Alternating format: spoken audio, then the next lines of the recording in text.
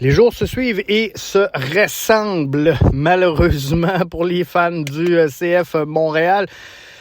Le bleu, blanc, noir qui, on l'a dit trop souvent, s'est incliné encore une fois sur la route. Cette fois-ci, c'était contre l'Inter de Miami.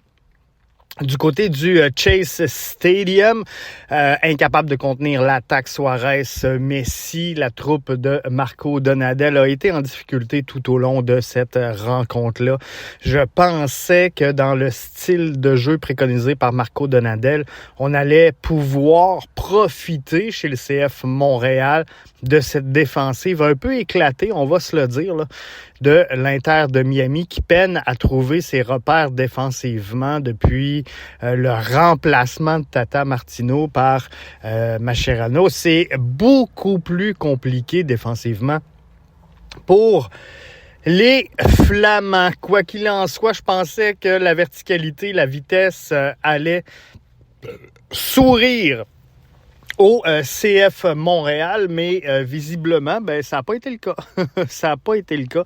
On n'a pas été capable de prendre le dessus. Donc, la saison va être longue. Elle va être longue, cette saison-là, parce qu'on a de la difficulté à rivaliser avec les bonnes équipes. Donc, on va arrêter d'en parler, d'analyser tout ça, puis de garder un côté très, très sombre et lugubre de cette saison-là. Et on va essayer de se pencher un peu plus sur la jeunesse, sur ce qui peut aider sur le plus long terme, on va le dire comme ça, le CF Montréal dans son projet de recruter, vendre des joueurs. Qui sera la prochaine vente? Il y a des rumeurs sur Sunusi, il y a des rumeurs sur George Campbell. Qui pourrait partir. Je parle de vente, là, ça peut être un transfert, ça peut être un non-renouvellement de contrat, un rachat de contrat, peu importe la formule qui sera utilisée, mais il y aura prochainement des départs. Gabriel Gervais l'a dit, il va falloir faire de la place si on veut entrer des nouveaux joueurs. Donc, c'est un peu là-dessus qu'on va se concentrer dans les prochains jours, les prochaines semaines, à voir qu'est-ce qui pourrait aider cette formation-là à se reconstruire ou pas à se reconstruire, parce qu'en fait, la vision ne change pas. Et là, Gabriel Gervais l'a mentionné, c'est à peu près toute la faute d'Olivier Renard. Ce qui se passe présentement avec cette formation-là, quoi qu'il en soit, on va rester aux aguets. On va rester aux aguets, puis on va s'assurer que de vous livrer l'information sur comment se transforme cette formation-là. Se transformera pas tant parce que, visiblement, le message de M. Gervais, il est clair. On va demeurer sur le projet sportif actuel. On va continuer de former des jeunes de l'académie. On va continuer. Puis, j'ai zéro problème avec ça.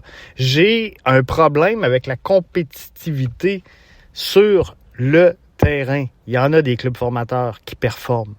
Faut trouver la bonne formule, la bonne équilibre. Et l'équilibre, où est-ce qu'elle arrive et surtout, à quel prix? À quel prix elle arrive? Parce qu'il ne faut pas oublier, Gabriel Gervais a mentionné une chose et on peut le blâmer pour 1000 et une raison. Mais lorsqu'il dit on peut pas amener des Loris, des Giroud, des Bouanga et demander au public de payer le double du prix, le marché de Montréal est pas prêt à ça. Moi, je pense sincèrement que c'est faux. Le public du CF Montréal, les purs et durs ne sont pas prêts à ça. Le public montréalais est prêt à ça.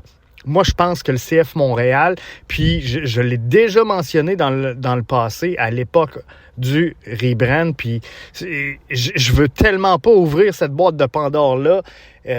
On reste comme ça, mais le CF Montréal doit s'adresser à une nouvelle clientèle et je pense qu'ils vont avoir le prix qu'ils ont besoin pour les billets. Sincèrement, j'en suis convaincu, mais il faudra changer le public. Puis, si je veux vous faire un aparté, si vous allez faire votre épicerie chez Maxi, chez Super C, où ce que vous profitez des rabais, c'est ce qu'on appelle dans le jargon des low cost. Donc, c'est des escompteurs. si demain matin, Maxi, Super C se mettent à vendre des produits haut de gamme à juste prix, pas à un prix surévalué, à juste prix, bien, la clientèle actuelle va dire « Hey, c'est donc bien rendu cher ». C'est donc bien rendu cher, puis c'est pas nécessairement ce qu'on recherchait. Donc, pour vrai, c'est ça. Le CF Montréal est un low cost. Le CF Montréal est l'escompteur de la MLS. Donc, il faudra s'ajuster à cette réalité-là. Soit qu'on colle avec cette phase d'escompteur-là et on accepte ce qui vient avec, c'est-à-dire l'affiche comme cette année, parce que bon an, mal an, les projets, faites-vous-en pas, là. Il y a des années que ça va être bon, il y a des années que ça va être mauvais, il y a des années qu'on va tomber sur un groupe qui va très bien composer ensemble, des années que la chimie va être plus dure, et quand tu prends des jeunes, c'est ce que ça fait. Mais c'est sûr qu'il y a des moyens de les encadrer au maximum, mais somme toute, ça risque d'être difficile pour le CF de Montréal de gagner sur une base régulière dans le projet actuel. Donc, il faudra regarder ce qu'on veut faire.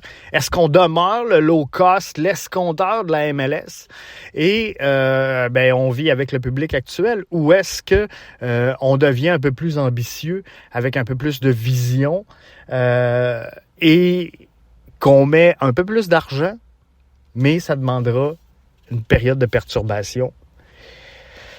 Ça vient avec. Mais là-dessus, je vous souhaite de passer une excellente journée. Il fait encore beau, il fait encore chaud. Bonne journée.